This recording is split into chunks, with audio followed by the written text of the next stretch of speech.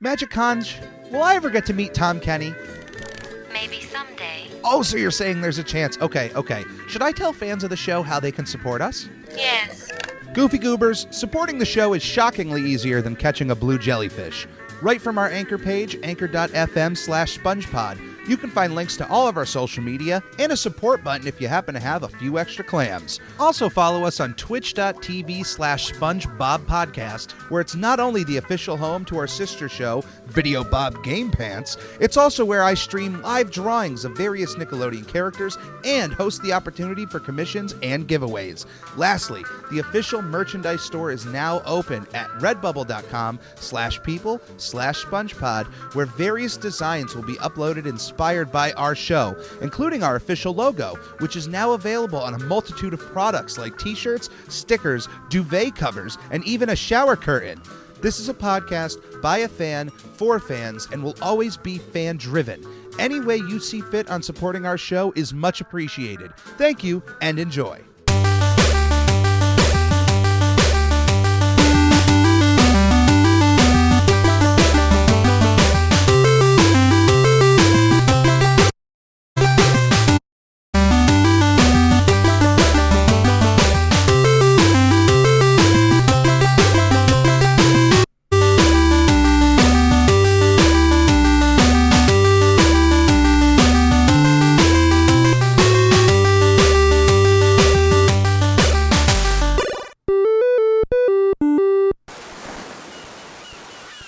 Ahoy, mateys, and welcome to another episode of I'm Ready, a SpongeBob Squarecast. My name is Captain Eric, and we are continuing our sail through the second season of SpongeBob SquarePants. But I'm sure you've already seen, we're taking a bit of a detour through the second season to look at the very first SpongeBob SquarePants PC game that was released on September 24th, 2001, SpongeBob SquarePants Operation Krabby Patty.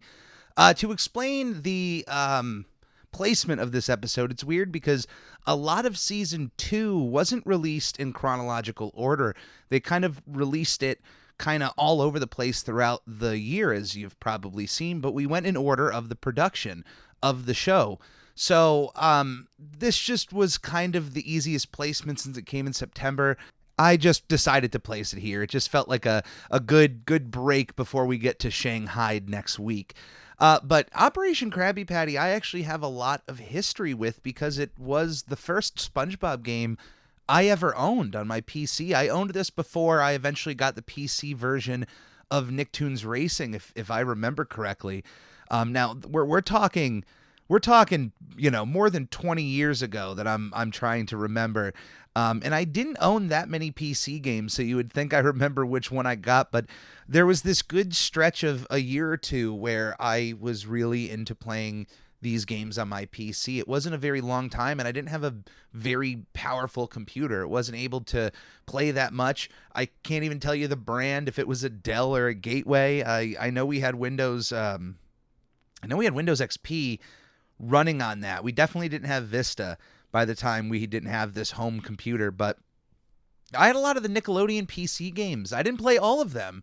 I missed out on a few, which I do hope to eventually record and upload gameplay of with commentary through YouTube down the road. But for the PC games I did own, I owned the Rugrats adventure game, which is one of my favorite point-and-click adventures of all time. The Rugrats movie activity game, which is, a little addicting but repetitive at the same time. And Operation Krabby Patty, along with Nicktoons Racing, those were my 4 Nickelodeon PC games that held me through this time of getting into them. I owned other PC games as well, a few Sonic ones, Sonic R. I never played on the Saturn. Well, I played mine on the PC very early on, and learned to love that game because of it. When you're a kid who doesn't have much, you learn to appreciate the things you can get. Now, to some kids, I had more video games than they did, but it was simply because it was the only other thing I was into other than art and movies. I enjoyed video games, and my mother and father both were very generous in trying to get me any game that I was very interested in, but at the same time, I didn't ask for a lot. It's crazy, sometimes just for doing a good deed or having a good day at school or a good week at school, If I had like a spectacular day, sure, hey, let's get you something. But I got in trouble a lot when I was in elementary school, and as I got a little bit older there, they started rewarding me for being a little bit better, and that kind of helped get out of that phase of just being an obnoxious kid in school. And around this time, like during this PC time, is when I think things mellowed out for me. But let's get to the game here. Operation Krabby Patty is the very first SpongeBob PC game, although it's not the first PC game he would ever appear in, that being Nicktoons Racing. But this is the first game being billed under SpongeBob SquarePants. Now these days, this game is a bit of a joke, a bit of a meme. People look at the cutscenes and it's laughable, but at the same time, going back to when this was released, this was a pretty awesome game to have. If you were a SpongeBob fan, this really wasn't bad. You enjoyed it. Expectations were low at the time for PC games, at least for the kid ones. There were certainly great PC experiences that you can have by 2001. But for the real young children market, the licensed games, the expectations were incredibly low. So if it was a little bit repetitive, okay, would a kid really notice that it was padded? Pretty much. I don't know. I didn't notice as a kid. I enjoyed playing the game. I enjoyed beating the game. There's always something nice about beating a game, even if it's one that you don't ever return to again, and you're like, hey, been there, done that, wasn't that good, but I beat it. Like, that feels good. So this isn't that terrible to go through and play, because I was able to get the game running on my PC. Now, unlike for Legend of the Lost Spatula for the Game Boy, I did live stream a bit of gameplay with that, hung out with a few of you. But unfortunately, getting old PC games streaming was a little bit out of my expertise. Now, I know how to stream. I know about getting programs and stuff to run. With the amount of time I had set for myself, I was setting myself up for failure. I couldn't get the stream to run, but I'm able to record gameplay. So along with Legend of the Lost Spatula, I'm going to start recording the gameplays I have of these games and releasing them through our YouTube channel. For those of you that enjoy, Let's Plays, you'll have kind of a central hub for pretty much all of the SpongeBob games in one spot. So even though live streaming was out of the question for this game, playing it was still very easy to get done, and as long as you have any modern computer, it should be able to handle this. You at least need a minimum of Windows 98. So even for some of you still rocking a Windows Vista computer, you can still run Operation Krabby Patty on your computer. Now, recently I found out that this game that my mother purchased in a store was eventually given away for free through cereal boxes. I'm guessing a few years later. So some of you who have memories of this game may have memories of it coming out of your cereal box and a free game, this like weird early SpongeBob game that you got for free. Hey, I hope you found enjoyment with it at that point, like the fact that it was given to you out of cereal. I hope then your expectations were so minimally low that you were able to find some sort of enjoyment out of this. Because I think that even though the experience might be a bit shallow, I think it's worth more than free. So if you can get it for free, hey, that's a deal. Anyway, let's get to the game. The game opens up in SpongeBob's bedroom. We get a bit of a dream sequence that has this weird mishmash of different events that happen in cutscenes in the game. Some that in the moment are supposed to be jokes, but they're just like given to you here. I don't know, for some reason they're just spoiling some of the future jokes, or maybe they think some kids won't get that far, so they just wanted to show off some of their work. Totally fair there. But we start in SpongeBob's bedroom, which is not done in a 3D way. It's completely two-dimensional, and you have a few options here, exiting the game, looking at the cutscenes that you unlock, and you also have what is called the right side and wrong side of the bed. The right side opens up SpongeBob's front door, and he looks pretty stoked about it. The wrong side has Gary being kidnapped completely yanked off screen. His food knocks over, and SpongeBob has a shocked face. These are two different story modes within Operation Krabby Patty. And we're going to start on the wrong side of the bed, unfortunately, for those who like getting up on the right side of the bed. Today we're going wrong.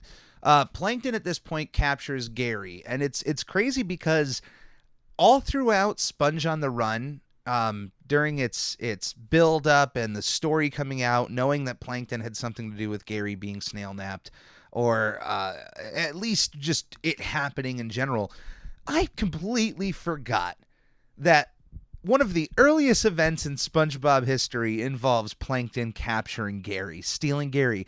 This is the first SpongeBob PC game, and this is a plot point. So, wow. Like, they had this super early on as a possibility. That kind of makes me appreciate it a little bit more that it took them that long to go back to the well, because from this point until Sponge on the Run, I don't think Plankton ever really took Gary like that, but here he is taking him. Now, the game is built by 4 different mini games that you play in different orders on each side of the bed. When you play the wrong side, you're going to play the same 5 mini games that you do on the right side, but you're going to play them in a different order, and they may feature a different character as well. So you're not just always playing as SpongeBob. So once SpongeBob awakens and figures out that Gary has been kidnapped, he finds a tape recorder that was left to him by Plankton that mentions that he stole Gary and that SpongeBob would have to fulfill a few demands for him to get Gary back, with his first demand being that SpongeBob gets his learner's permit, which is absolutely crazy that it would just... I don't know. The story here is a little weird. Like, why would Plankton demand that? And also, the fact that SpongeBob does get his learner's permit is pretty crazy. They didn't outright give him a license, but when you get a learner's permit, it's essentially a fast track to you getting a license. So the first mini game here is where you're driving around a track at Mrs. Puff's boating school. The mini games, though, the entire game itself is pretty much at a isometric view of the world, and you have a 3D sprite of a character that you control using the mouse. Now, I have heard that the game uses controller support. I had not tried this out, although I may when I go back to record more footage for the gameplay of it. But I used the mouse simply because that's what I remembered using as a kid, and figured, I want to replay it now all these years later. So you're pointing the mouse and your character is following wherever your mouse goes. That can be an annoying play style, especially if you've just never played it or haven't played it in a long time. It's been a while since I played a game like that, and but it was like riding a bike. I got used to its functions soon enough, although it's not really ideal in my opinion. And once you complete this stage, when you do the tasks that are at hand, SpongeBob does indeed get his learner's permit, and it's crazy to see that he has it, and that his photo in his learner's permit has him in his cuddly crab uniform. The fact that he brought that for the picture is absolutely incredible. Kudos to SpongeBob. And that's what I'm saying. It's maybe at the time it's minimal effort to pull in a picture like that, pull in a reference to the show, but it's one of those things that, with other licensed games, you don't see teams do that very simple idea, and they just skate by as quick as possible to cash that paycheck. Whoever decided to get that picture, I imagine they were at least somewhat of a fan of SpongeBob to put that reference in there, and it was really cool to see. After getting his learner's permit, eventually he finds another tape recorder, which by this time, let me just say, here's my one annoyance with these graphics. If you've never seen them, the first time seeing and watching them is a little jaunting. The CGI cutscenes are not the best that SpongeBob and company have looked in 3D, but I would argue at the time that this came out, it wasn't that bad. Like, we hadn't seen SpongeBob in 3D that many times, and to have the voice actors here, to see those voices come out of these models, it's not that bad. Like I said, it's become a joke for a lot of younger people who, have grown up in a world with at least decently modeled SpongeBob games with decently modeled cutscenes, and now 2 theatrical movies that feature a CGI SpongeBob. So going back and watching these, yeah, it's a little bit of a joke, but you know what? Get past the jokiness part. Back in 2001, I loved seeing these cutscenes. Some things about them were a little bit weird, some of the writing, but here's the one complaint I have. The animation shows that when anyone is listening to this tape recorder, they visualized, the cartoon effect that you would see, like little lines come out of the speaker as you can visually see sound. So somebody just decided to have these big old 3D cones come jutting out of the tape recorder as Plankton is talking. It looked terrible on my computer when I was a kid. It looks terrible on my computer now as an adult. Whoever animated that was a bad choice. Maybe you just didn't want blank tape recorder, but the cones look terrible. Anyway, so Patrick and SpongeBob go to Jellyfish Fields. They have to collect jellyfish. This is the Jellyfish Field stage, which you would think you're collecting jellyfish with a net, but in fact, you have a nice little, like, one of the catcher pop guns that they had during Sandy's rocket, shooting at all the different jellyfish.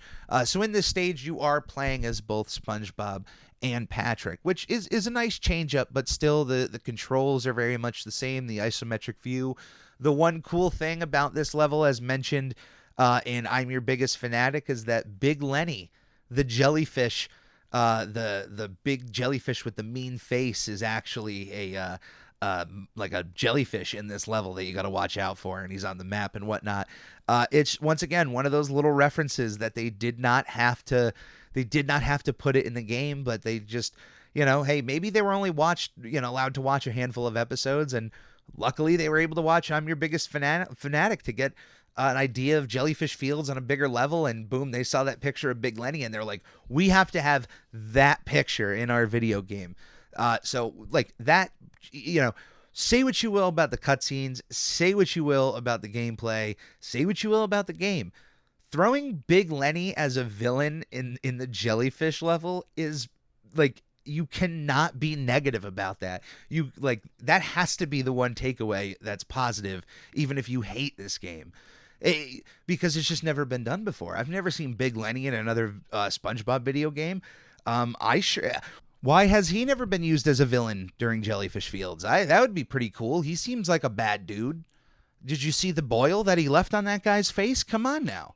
So after the boys get their jelly in Jellyfish Fields for Plankton demands some Krabby Patties, in which we get to our next collectathon type stage, isometric view. It's SpongeBob collecting all the Krabby Patty ingredients.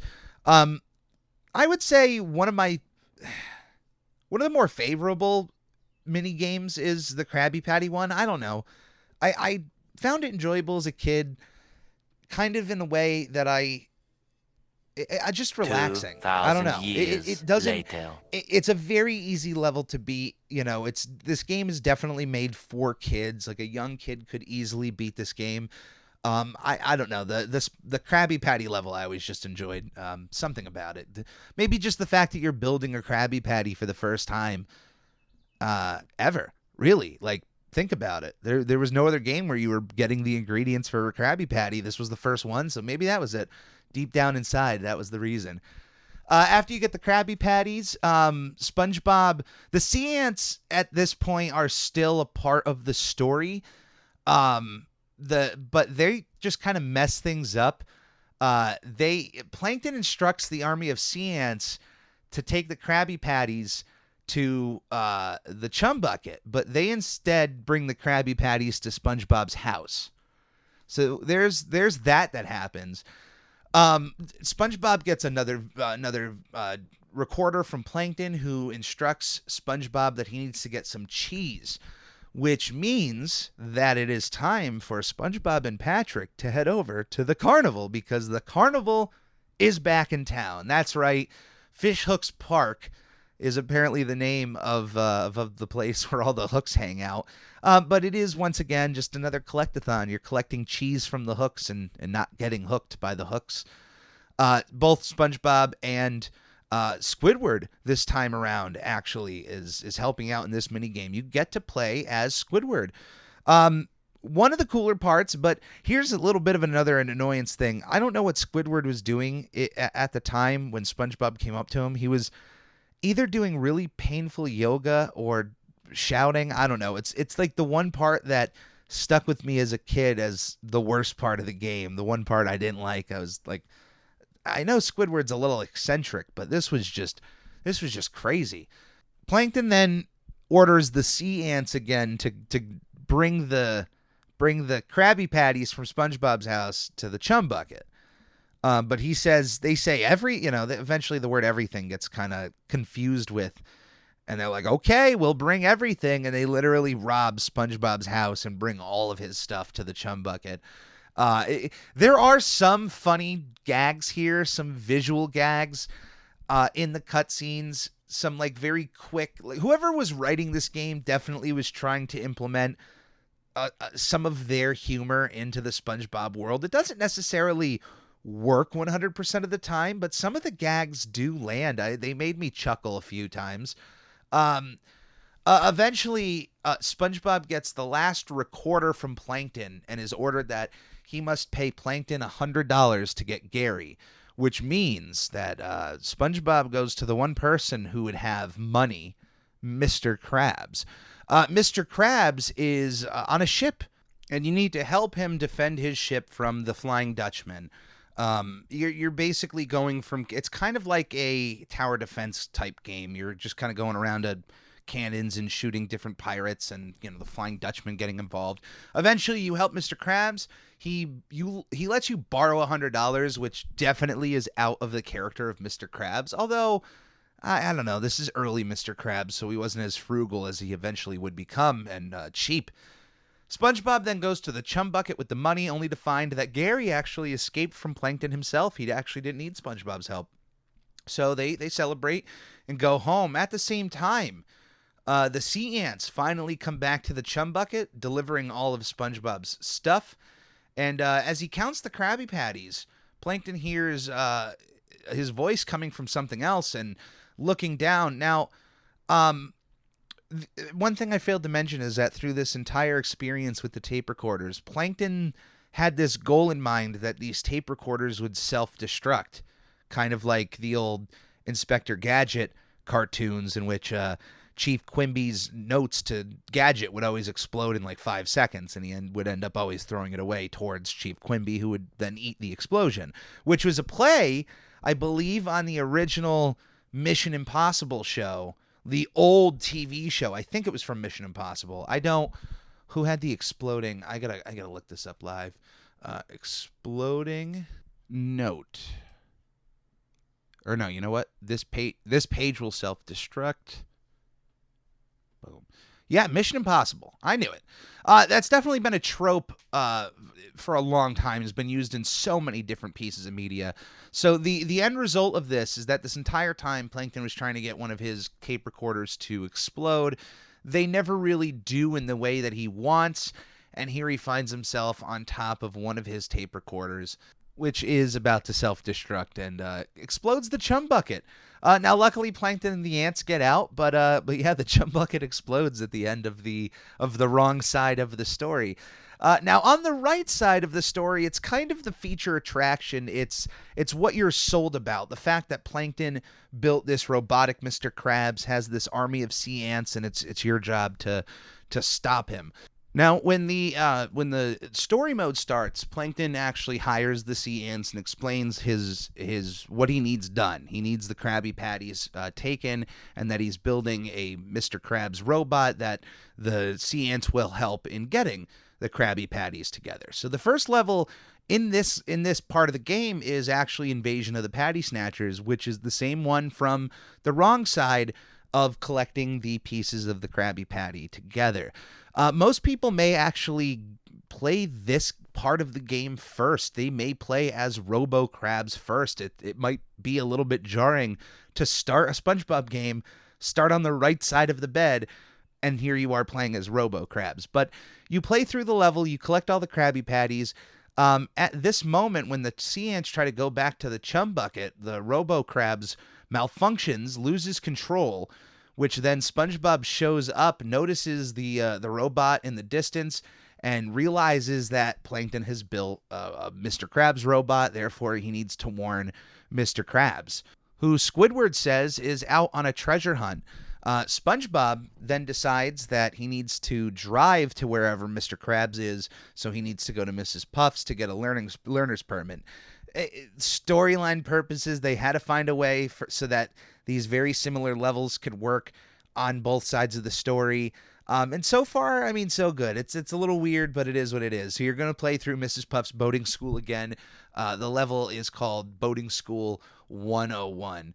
After this little bit, SpongeBob does end up getting his learner's permit again, which is pretty hilarious. That just anytime I guess he wants to get a learner's permit, SpongeBob is able to on the first try, unless you had a tough time beating this game. Therefore, and SpongeBob was still struggling as well. Eventually, SpongeBob runs into Patrick, shows him his learner's permit. Patrick laughs at the embarrassing picture on the license, and SpongeBob gets angry. SpongeBob then yells at Patrick, and the wind blows the license away. When they try to get the license, it's been eaten by a clam, who proceeds to spit up pieces of the license all over Patrick's face. This transition to this next level is definitely one of the weakest ones in the entire game, but at this moment, they run into the carnival. Like, literally, it's just, hey, the carnival's here. Let's play. And then you get to play through the carnival level again with SpongeBob and Patrick. This level called Who Cut the Cheese, which is a play on a fart. So you play through Who Cut the Cheese now. And after they have finished playing, SpongeBob notices that the Robo Krabs is on a hook as well, and then remembers that he has to warn Mr. Krabs. So you can see the writing here as to how they started this story of SpongeBob wanting to warn Mr. Krabs about this robot, and they're like, well, how do we get from this mini game to this mini game to this one? This is the one of the weaker links, along with the whole Who Cut the Cheese in this part of the level. It doesn't make sense. I'm sure they could have found a way for SpongeBob and or Patrick to need cheese, but I think they just took an easy way to get all these to make sense. Once he remembers that he needs to go help Mr. Krabs, he hitches a ride on a jellyfish, only for the jellyfish to drop him off at Jellyfish Fields, where Sandy is hanging out and needs SpongeBob to be her jellyfishing partner.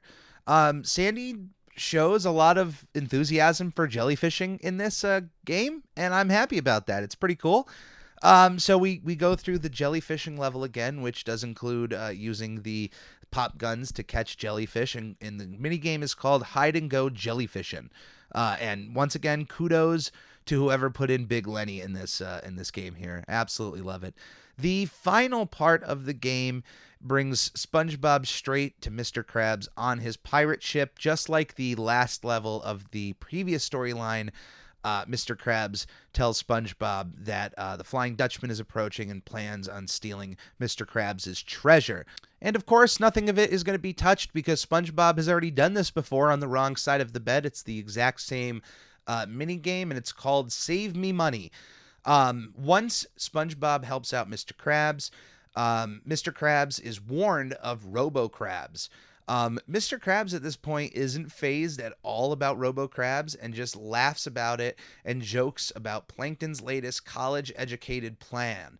This angers Plankton, who is watching the chaos unfold, and he orders the sea ants to activate Robo Krabs' weaponry, but hits the self-destruct button.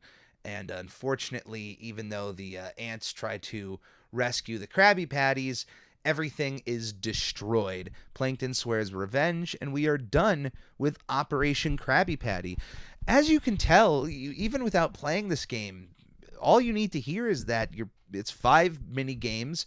They all have the same, very similar control scheme. Now, there's different objectives in each one, but they all are relatively similar. And there is a slight thread to connect the few. There are some bright spots in this game. A lot of them have to do with the voice acting. It is top-notch, as it always is. We do get Tom Kenny, Bill Fagerbakke, Roger Bumpus, Carolyn Lawrence. Mary Jo Catlett and Doug Lawrence from SpongeBob SquarePants to voice their respective characters. Unfortunately, we do not get Clancy Brown playing Mr. Krabs in this game. We do get, however, Joe White, who would go on to voice Mr. Krabs in 3 SpongeBob video games. Technically, 2 of 3. Yeah, no, 3. Technically 4. Because he is credited as playing Mr. Krabs in Super Sponge, Operation Krabby Patty, Battle for Bikini Bottom, and then, of course, his voice acting for Battle for Bikini Bottom was reused for Rehydrated. He also played Mermaid Man in Employee of the Month, which we will eventually get to, Battle for Bikini Bottom, and, of course, Rehydrated as well. Now, even though in America, Operation Krabby Patty came out first, SpongeBob SquarePants Super Sponge, which is the next game we'll be looking at, came out first in Europe on August 13th, 2001. It didn't get a North American release until November 5th, which is why it places after Operation Krabby Patty. I have no idea which game started production, which game was Joe White's first performance. I mean, without playing I have never beaten Super Sponge. Like, it'll be the first time I beat that game when I play it for this channel, this show. And I don't know how much voice acting is in that game. For all I know, that could be his very first time playing Mr. Krabs, but this game could also be his very first time as well. He's not Mr. Krabs, though. Now, I have no idea the people they had access to. I have no idea why Clancy Brown didn't want to do it. I'm not saying that there could have been anyone there better suited to voice Mr. Krabs than Joe White. Clearly, he did a good enough job for somebody to be asked to come back multiple times to voice the character. So, he definitely had the good side of somebody, but it just doesn't fit. Even if it was a good impression, you would know it was not Clancy Brown. But for some reason, Joe's version of Mr. Krabs just wears it on his chest that it's just not Clancy Brown. You get used to the voice if you've played these games long enough, but it is definitely distracting, especially when everybody else is on point. This is the very first SpongeBob game to use a 3D engine. The game Super Sponge does have 3D graphics, being a PS1 game, but only for the backgrounds. It is actually basically like a 2.5D platformer, where the characters are 2-dimensional, but everything else is 3-dimensional. It's going to be a fun time getting through that. This is, as mentioned, the very first SpongeBob game released for PC. You may consider Nicktoons Racing, but come on now, that's not real here. I mean, after going through, having played this game as a kid and gone back and playing it again, there's a level of charm that this game will always personally have for me. And I'm sure some of you out there, you could listen day and night from people who say this game is bad, and you're not going to necessarily disagree with them. But, it's nostalgia is a powerful, powerful, powerful feeling. When you play something that just, it brings you back. It makes you think of those old times. And here you have a game that, like, look, if you grew up and this game came out and you played it on your PC, you remember it. I don't remember being upset at this game when I was a kid. I don't remember laughing at it or thinking it was bad. I played through it a few times. I didn't play through it once and then was done with it. It kind of became, just once in a while. Once you beat the game, you can kind of go back and play any of the levels. So if you really wanted to go back and play Squidward and Who Cut the Cheese from the wrong side of the bed, you can certainly do that. I had a blast going back and playing through this game. It has loads of references to the show. Your Kelp Nougat Crunch bars you can find in the levels that give SpongeBob health. The references to sci-fi stuff like Invasion of the Body Snatchers. You get references to FedEx, references to Survivor. This is a fun little neat game. It sits up there as just, for an early licensed game in the SpongeBob canon, this is a decent game. Can't really say that it's bad. If you're someone who likes playing old school games, likes playing older, video games, you're always interested in that, hey, find yourself a copy of Operation Krabby Patty online or elsewhere and give it a try. See how you enjoy it. See what you can find out of it like I did, because like I said, I mean, this one sits on a positive side for me. yeah, I'm gonna. What's crazy is I am an optimistic person. I am a positive person, but there are already games that I know about coming down the road that I can be negative about. I don't have to be negative about absolutely everything. The faults in this game are harmless because of its time and place. PC games at this time were kind of cheaply made. They weren't really, you could look at the effort that some software developers were putting in through at the time and point to the, licensee games. And there were two different industries basically running. There were people making art, and then there were others making money. It's two different camps, but almost every kid PC game at the time that I remember playing, there was some quality to it, and there was some cheapness to it. Those are the ones that I ran into. But for me, I can understand the cheapness. There's some quality here. There is some quality certainly in the voice acting done by the actors. There is some quality. The CGI cutscenes, like looking through 2021 glasses, may not look great, but by back, 2001, when we're talking, Shrek time, I get it. But for a SpongeBob game, the 3D graphics ain't that bad. Hey, we can look past that here. But if you've never played Operation Krabby Patty, it is well worth going out of your way to try it. If you don't want to, going up and looking some gameplay up on YouTube will suffice the experience of Operation Krabby Patty. Pay attention to our YouTube channel. Eventually, I'll have the gameplay videos of both Legend of the Lost Spatula and Operation Krabby Patty coming up. So I'll make sure to make those known if you are an audio-only listener when those drop on the YouTube channel. But thank you for listening. Thank you for joining us on the Ready Crew. Thank you for being a part of the Ready Crew. I greatly appreciate it. If you are a fan of this show, any way that you can help is appreciated by me. Share this around to any other SpongeBob fans. Go to our Twitter account at I'm Ready Podcast. Go to our Instagram account at SpongeBob Podcast. I'm going to make sure to have a link tree in if you go to either of those social medias, there will be a link tree that'll give you access to all of our different social medias and also how you can help as a fan. So thank you for listening. Thank you for being a part of this. If you ever have any questions you would like me to read out in the show, you can email me at snailmail@ufonics.com, UFONYX.com. So this is this week for the Squarecast. Thank you for joining me, and we'll see you here next week. Stay safe, mateys.